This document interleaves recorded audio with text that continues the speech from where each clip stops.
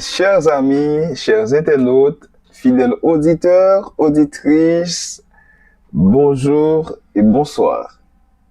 Heureux de vous rencontrer ce matin pour continuer à notre série d'études de la parole de Dieu. Bienvenue à votre émission phare à la table du pain de vie. Nous allons prendre une petite pause, mais jusqu'avant d'en faire, je vous invite de vous installer paisiblement. On se revoit après la pause. Ta parole est une lampe à mes pieds, elle me dirige toujours dans le droit chemin, mais c'est pourquoi je suis sans crainte dans le danger, elle est toujours là pour m'enseigner, me consoler. Seigneur, transforme-moi, c'est mon désir. Donne-moi un cœur nouveau qui garde des trésors dans le ciel. Dieu, transforme-moi, lave-moi tout entier. Seul ton sang a le pouvoir de me purifier. Transforme-moi.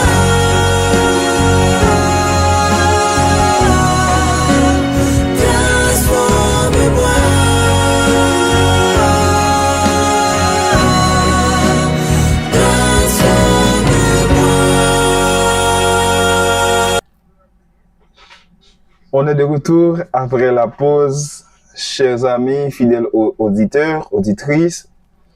Ce matin, nous avons une nouvelle étude de la leçon de l'école du sabbat, soit la 5e partie de la leçon de cette semaine. Mais jusqu'avant d'entamer cette étude de ce jour, alors, invoquons le nom du Seigneur. Céleste Père en Jésus-Christ, nos âmes te bénissent pour ta grâce infinie manifestée envers nous. Merci pour le don de la vie, merci pour ta grâce infinie, merci pour tout ce que tu as fait pour nous. Nous sommes prêts à entendre ta voix ce matin, que tu nous parles afin que nous puissions transformer à salut éternel. En Jésus, nous te prions. Amen. Tout au cours de ce maintenant, et méditation quotidienne en métaphase sous repos. La semaine dernière, c'était sur le travail. Mais cette semaine, c'est sur le repos. Donc, en nous lisant Jean chapitre 9, verset 4, il faut que je fasse, tandis qu'il est jour, les œuvres de celui qui m'a envoyé. La nuit vient où personne ne peut travailler. Jésus t'a parlé concernant le ministère, que lui doit prendre à cœur. Il doit travailler pendant quel jour. Nous sommes capables de dire, dans la vie séculière, nous, lorsque nous jeunes, nous avec toute vigueur, nous, c'est le moment pour nous travailler, pour nous capables de préparer pour vieillesse, nous.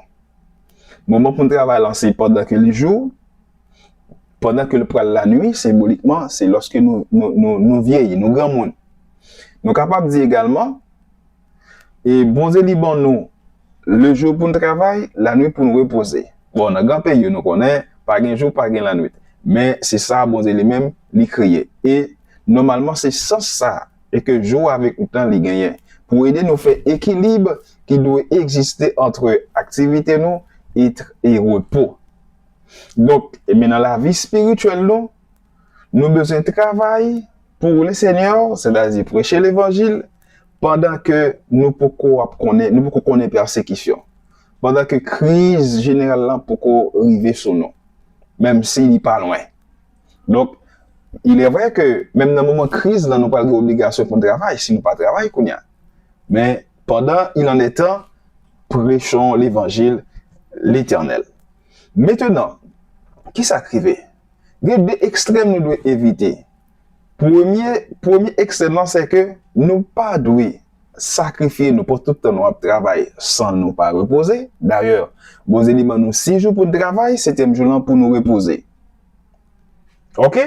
Repos sabbatique là, c'est un repos qui est à la fois spirituel, social, mental, psychologique, etc.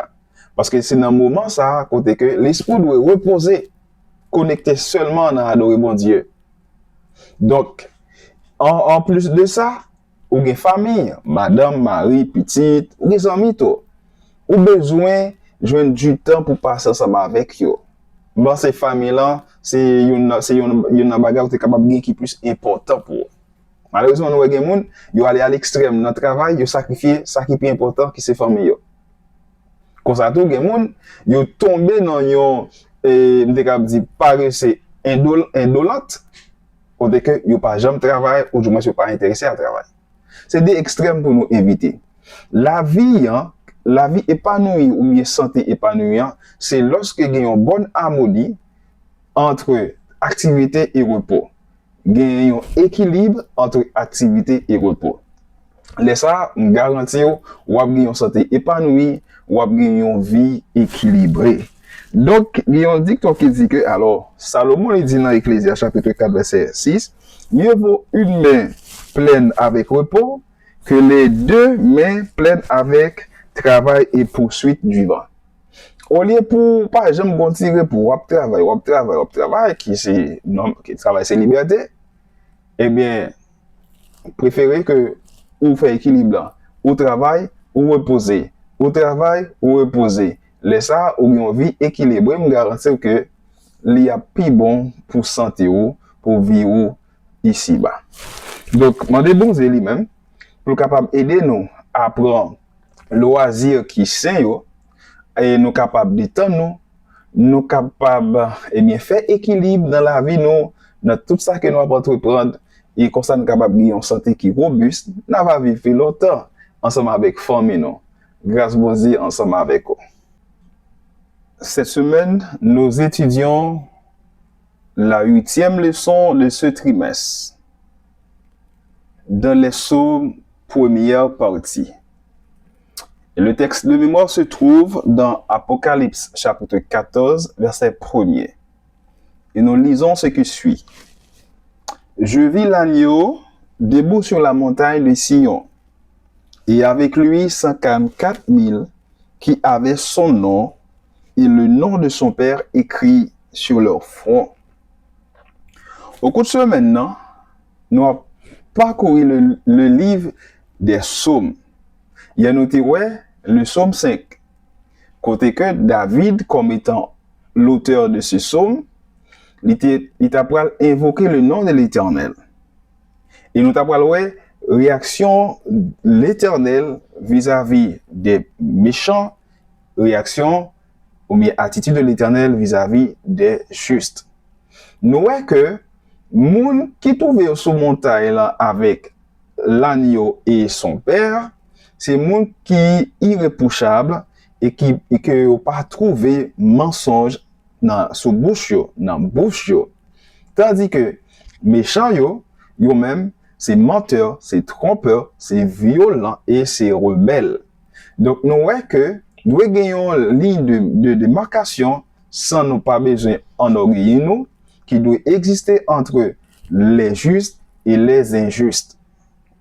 Voilà, en tant que peuple de Dieu, nous avons pour mission aller vers moun sa yo et bien prêcher la bonne nouvelle. Maintenant, nous entrons rapidement dans le leçon 1. J'enseignerai tes voies à ceux qui les transgressent. Donc, nous avons pour mission pour nous aller proclamer la grâce de Dieu et son pardon aux transgresseurs.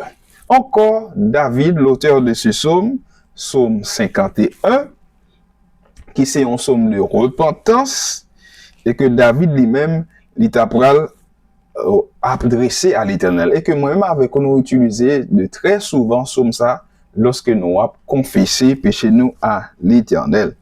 Nous voyons que David, il t'a promettre bon Dieu. Lorsqu'on finit pardonner, eh bien, on promet tout. On pourra aller proclamer grâce ou avec pardon ou, eh bien, avec tout ça yo qui a transgressé la loi ou yo. J'enseigne tes voies à ceux qui les transgressent, et les pécheurs reviendront à toi. Verset 13 du psaume 51. Nous voyons que pardon, bon Dieu, il conduit nous, bien, il pousse nous, et bien, à témoigner, à proclamer aux autres, surtout les pécheurs, sa grâce et son pardon. Donc, le plus souvent, nous avons ça pour défaut nous-mêmes. Lorsque on est tombé ou était chuté, eh bien, qui est tombé dans un péché quelconque, eh bien, lorsque le retourne à l'église, au lieu pour accueillir dans ses noms, nous avons tendance, eh bien, pas coller sur mon ça ou bien, mon ça à distance. Eh bien, moi, je veux dire, à travers le son matin, mon ça, c'est lui qui est plus en mesure pour lui parler, eh bien, de la grâce et du pardon de Dieu. Parce que lui expérimenter en profondeur la grâce et le pardon de Dieu. Au lieu pour nous écarter le monde, nous avons supposé tendre yo. Parce que y a un message pour yo partager ensemble avec nous.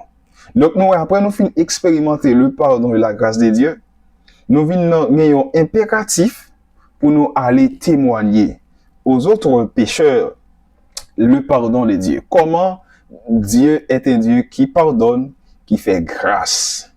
Donc, mes bien-aimés dans le Seigneur, c'est même lorsque nous acceptons Jésus, nous avons une obligation pour nous aller témoigner, aller prêcher l'évangile. Donc, c'est même tout lorsque nous expérimentons le pardon de Dieu. Donc, David il fait une deuxième promesse à Dieu. Il peut dire comme ça que, à bon Dieu, lorsque nous lisons Psaume 51, versets 16 et 17, ouvre mes lèvres et ma bouche publiera ta louange. Donc, David, il promet mon Dieu, lorsque vous finissez pardonner les péchés, eh bien, moi-même, je vais aller publier publiquement, je vais prêcher le salut aux autres. Le salut est personnel, certes, mais il demandait pour nous partager publiquement avec l'autre. Dieu est trop bon pour l'adorer secrètement, mes bien-aimés. Dans la vie de chaque jour, nous devons, comme David, louer, témoigner l'amour sans fin de notre Dieu aux pécheurs. Donc, David est arrivé à comprendre que il n'est pas capable, eh bien, rester sans lui pas témoigner dans le bon Dieu, que bon Dieu est son Dieu de pardon. Nous pas qu'à finir goûter bon Dieu, nous est gens le bon, et puis, regardez, nous qu'aimer ça pour non. Non. Nous pas capables et vivre en égoïsme avec le pardon, la grâce, l'amour de Dieu. Faut que nous aller dire l'autre, comment bon Dieu est bon, pour nous même tout venir goûter. Et bien, comment bon Dieu lui-même est bon. Oui, David comprend que bon Dieu pas prend plaisir dans l'Holocauste. David veut offrir à bon Dieu des sacrifices, mais il connaît bon Dieu pas prend plaisir dans l'Holocauste. Pour qui ça bon Dieu pas prend plaisir dans l'Holocauste? Bon Dieu pas prend plaisir dans l'Holocauste, mais bon Dieu prend plaisir dans l'esprit de soumission, dans un cœur brisé. Le problème qui se pose, c'est que David, dans le temps que l'État vive là, c'est moun qui te croit dans fait sacrifice. Mais il a fait un bon sacrifice, tandis que l'esprit, cœur écarté de Dieu. Il fait sacrifice vraiment, c'est pas dans l'esprit de soumission, c'est pas dans l'esprit de révérence. Et bon, si ça fait bon Dieu lui-même, il était rejeté tout sacrifice. David qui comprend ça, et David pour le dire avec bon Dieu. Eh bien, promesse que moi fais, ça que vous voulez, autrement dit, c'est un esprit brisé. Esprit brisé ici, ou bien cœur brisé ici, c'est pas lorsque nous avons une relation amoureuse et sentimentale qui brisée et que nous brisé. Mais c'est plutôt un cœur qui est brisé par le péché. Qui est-ce que le monde qui n'est pas brisé par le péché? Nous tous, eh bien, péché est brisé que nous. Mais ça qui est plus important, c'est pas parce que nous brisés par le péché, mais c'est plutôt nous conscients que nous brisés par le péché et nous connaissons seul monde qui est capable de réparer que nous, c'est l'Éternel et puis nous abandonner nous à lui-même. C'est ça qui est plus important. Donc, un cœur que le péché a brisé et que Dieu seul peut restaurer, qui se donne à Dieu comme le seul réparateur. Ah oui, nous devons reconnaître que bon Dieu, c'est seul, c'est là qui est capable de réparer notre cœur brisé. Et Esaïe t'a fait expérience ça. Lorsque Esaïe t'a trouvé devant le trône de Dieu, Esaïe t'a venu comprendre rapidement comme pécheur, comme impur, il pas de place li devant le trône de Dieu. Et rapidement, il t'a crié, malheur à moi, lorsque nous lisons Esaïe chapitre 6, verset 5. Et c'est alors, disant Jean pour toucher l'œuvre Esaïe avec charbon ardent client, et puis de l'autel de Dieu, il t'a purifié Esaïe. Donc, Esaïe, devant la sainteté de Dieu, il a compris qu'il était pur, perdu, et Dieu seul peut le purifier. Comme David dans Psaume 51. Ok, il comprend la pureté, la sainteté de Dieu. C'est pourquoi David réclame, supplie le pardon de Dieu, comme l'ange l'a fait pour Esaïe. L'ange a touché Esaïe et Esaïe purifié. Et lorsque Esaïe finit pardonner des péchés, qui s'est arrivé? La voix de Dieu qui se crie, qui enverrai-je, qui marchera pour nous? Esaïe comprend que maintenant, après avoir reçu le pardon de Dieu, il est en mesure pour lui accomplir mission bon Dieu.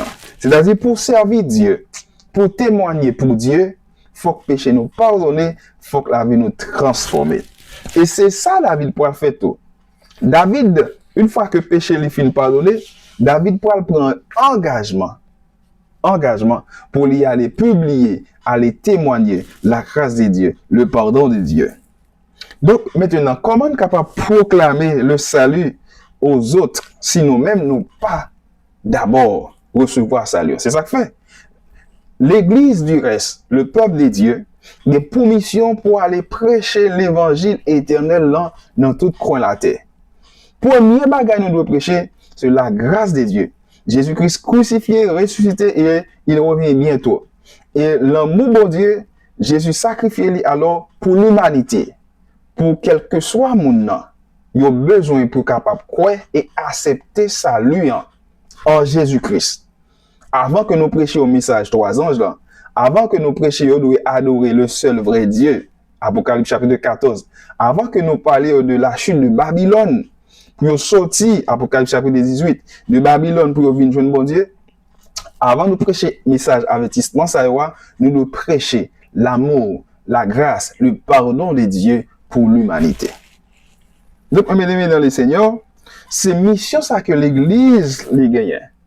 Et ça fait, et Esaïe a bien comprendre que les prêts qu'on est là pour lui servir Dieu. David comprend que après le péché fini pardonné, il n'est pas arrêté caché, il n'est pas arrêté et bien dans le silence. Faut qu'il prend la rue, faut qu'il aille publiquement à témoigner grandeur bon Dieu. Donc nous voyons que nous devons prendre la rue en nous-mêmes pour nous aller témoigner, proclamer, aller dire l'autre comment Mosé est bon. Ici, un Dieu qui de grâce, le Dieu qui pardonne. Et c'est sur ça que l'espoir nous fondé. Et c'est ça que fait, le message d'avertissement, il n'est pas pour nous, mais c'est à nous pour nous le proclamer. Parce que nous sauvés en Christ. Et bien, l'autre tout, il a besoin d'accepter grâce dans le salut pour capable sauver. Et après, nous capables d'aller prêcher l'évangile, et bien, d'avertissement. Ensuite viennent les messages d'avertissement. Voilà. En dehors de cette promesse, les avertissements et les messages des 3 anges ne signifient rien. En dehors de l'évangile éternel, nous n'avons rien de valable à dire au monde. Pour proclamer la grâce de Dieu et sa louange, il nous faut les expérimenter dans notre vie quotidienne. Il faut que nous expérimenter l'amour, le pardon de Dieu, la grâce de Dieu, avant que nous soyons capables d'aller dire comment bon Dieu est bon, comment bon Dieu est son Dieu de grâce. Et porte la grâce là, il est encore vrai, ou même qui peut accepter Jésus comme sauveur personnel.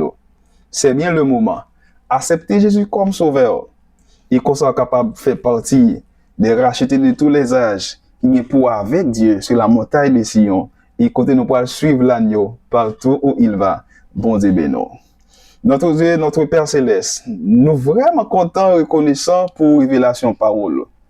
Eh bien, lorsque nous finissons expérimenter l'amour, grâce au pardon, au salut que bon nous à travers le sacrifice de Jésus-Christ, nous avons pour mission aller prêcher aux autres, aux pécheurs, et que ouvre les guéris, ouvre les pardonnés, pour remettre vie à eux. Et quand Christ retourne, nous sommes capables parmi les racheter de tous les âges. Bénis-nous de toutes sortes de bénédictions dans les lieux célestes. En Jésus, nous te prions. Amen. Ta parole est vivante, lumière du monde. C'est Jésus